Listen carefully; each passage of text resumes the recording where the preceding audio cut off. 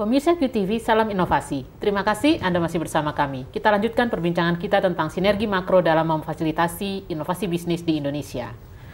Pak Kristanto, bagaimana prospek kolaborasi A, B, G, dan C dalam hal fasilitasi inovasi bisnis ini?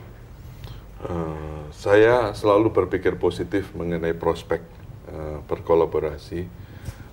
Mungkin salah satu argumen yang paling mudah diterima adalah bahwa kalau kita mulai dari level yang paling rendah atau kurang bagus, kita harus cukup optimis bahwa dengan perubahan sedikit kita bisa mencapai level yang lebih bagus dengan persentase ataupun prestasi yang nampak mudah kelihatan. Karena kita mulai dari dasar yang kolaborasi itu sendiri masih berjalan tertati-tati saat ini. Menurut saya, setelah beberapa tahun di PIC kami melakukan ini, itikat untuk berkolaborasi, kemudian sense of crisis bahwa kita ini perlu berinovasi segera, itu sangat besar. Jadi itulah yang saya pikir merupakan modal yang penting untuk komponen A, B, dan G, dan C tadi berkolaborasi. Nah, untuk itu DBIC yang menjadi selalu arahan adalah datang ke Litbang, cobalah mengajak mereka untuk terbuka dan welcoming orang bisnis, ya. Kemudian datang ke bisnis dan mengatakan kalau Anda sama orang Litbang berceritalah lebih ilmiah dan lebih menunjukkan respect dan perlu mengenai pentingnya kemajuan teknologi dan inovasi bagi bisnis mereka.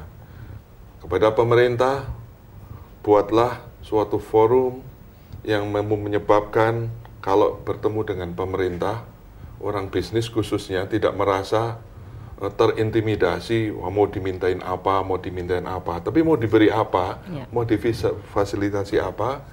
Dan pemerintah yang bukan hanya memerintah, sayangnya kok betulan namanya pemerintah, tapi juga mendengar dan menerima feedback. Saya kira kalau kita bisa lakukan itu, kita masuk ke dalam proses belajar berkolaborasi. Nah,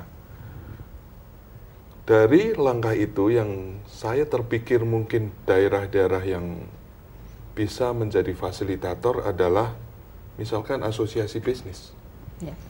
Asosiasi bisnis saat ini, saya mungkin mengeneralisir, mohon maaf, tapi kebanyakan asosiasi bisnis mereka waktu berbicara dalam kumpulan, mereka bertujuannya untuk mendapatkan konsesi pemerintah, meminta appeal kepada pemerintah untuk tax deduction, untuk proteksi, untuk permintaan fasilitas dan sarana ini. Tapi jarang mereka melihat bahwa asosiasi bisnis, fungsi yang terbesar adalah menjadikan mereka kompetitif, menjadikan mereka lebih hebat, lebih baik untuk masa depan. Nah, oleh karena itu, asosiasi bisnis akan sangat berperan penting di dalam proses kolaborasi ini dengan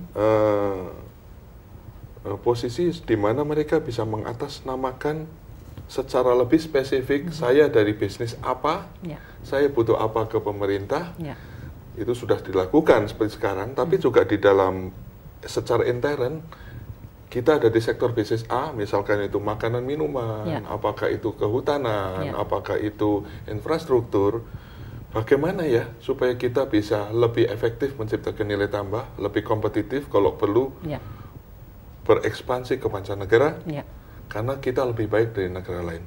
Pengembangan intern itu salah satu kuncinya adalah berinovasi dengan kekuatan sendiri. Tidak harus hanya beri lisensi, membeli teknologi. Nah, kultur berkolaborasi di dalam asosiasi bisnis menurut saya harus ditumbuhkan.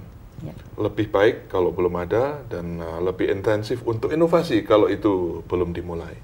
Nah, yang berikutnya, yang ketiga adalah aspek pendanaan. Kalau kita bicara mengenai kolaborasi inovasi dari ABG, salah satu yang menjadi kompleks adalah siapa yang harus mendanai. Nggak bisa lagi pemerintah mendanai bank pemerintah dan universitas, bisnis mendanai bisnis, ya. Kemudian pemerintah menarik pajak, dipakai untuk memberikan subsidi. Tidak bisa sepotong-sepotong begitu, tapi ada suatu pool of funds Seperti yang kita lihat mungkin di proses di negara-negara maju di Eropa, di Cina, bahkan di Amerika, mengenai seperti yang disebut sebagai the Valley model of venture capital. Yeah. Itu ada suatu pool of capital yang didedikasi atau diinvestasikan ke inovasi yang jelas dan bisa membantu inovasi bergerak karena uangnya cukup. Yeah. Nah, barangkali kolaborasi dalam hal ini, kalau kita mau sukses dan mau meluas, terus pemikiran mengenai pendanaan juga harus dipertimbangkan. Ya, terima kasih Pak Kristanto. Di garis bawahi di sini bahwa dalam prospek kita tidak lekang ya dari tantangan-tantangan yang perlu dikendalikan atau diatasi. Terima kasih.